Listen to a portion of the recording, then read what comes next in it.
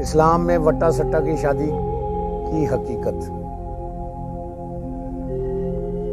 وٹا سٹا سے مراد ایسی شادی ہے جس میں ایک گھر والے اپنی بیٹی کی شادی جس لڑکے سے کرتے ہیں ان کی بیٹی سے اپنے بیٹے کی شادی کرتے ہیں، یعنی دونوں طرف سے رشتے لیے اور دیے جاتے ہیں۔ اب اگر تو یہ کہا جائے کہ حق مہر نہیں دیا جائے گا، یہ لڑکیاں ہی ایک دوسرے کا حق مہر ہیں، پھر تو یہ ہرگز جائز نہیں۔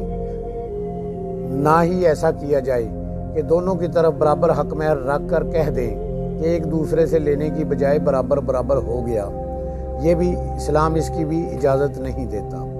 مثلاً 5,000 ہزار دونوں کے لیے متعین کیا حق مہر، بعد میں کہہ دیا لینے دینے کی ضرورت نہیں، برابر ہو گیا، ایسا کرنے کی بھی اسلام میں اجازت نہیں ہے، بلکہ اس طرح کیا جائے گا کہ دونوں لڑکیوں کی ڈیمانڈ کے مطابق حق مہر ہوگا۔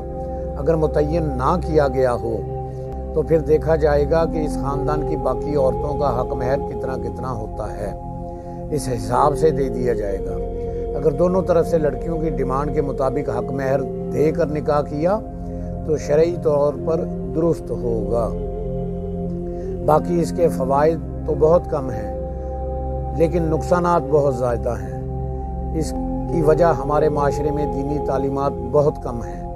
ہم لوگ یہ نہیں دیکھتے کہ کس کا گناہ ہے۔ جب ایک طرف کوئی مسئلہ بن جائے تو دوسری طرف والا لڑکا اپنی بہن کی غلطی پوچھے بغیر اپنی بیوی پر بھی وہی عمل کرتا ہے جو دوسری طرف اس کے بھائی نے کیا ہوتا ہے۔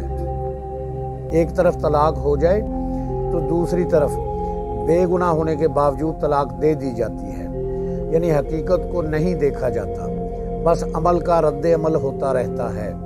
اس طرح ایک لڑکی کی زندگی اس کے کرتوتوں کی وجہ سے تباہ ہو جاتی ہے، جبکہ دوسری طرف ایک بے گناہ لڑکی کی زندگی تباہ کر دی جاتی ہے، جو کہ اللہ رسول کی ناراضگی کا باعث بنتا ہے۔ حالانکہ ایسا نہیں ہونا چاہیے، اس لیے بہتر یہی ہے کہ وٹا سٹا کی شادی سے پرہیز کیا جائے تاکہ زندگی سکون سے گزر سکے۔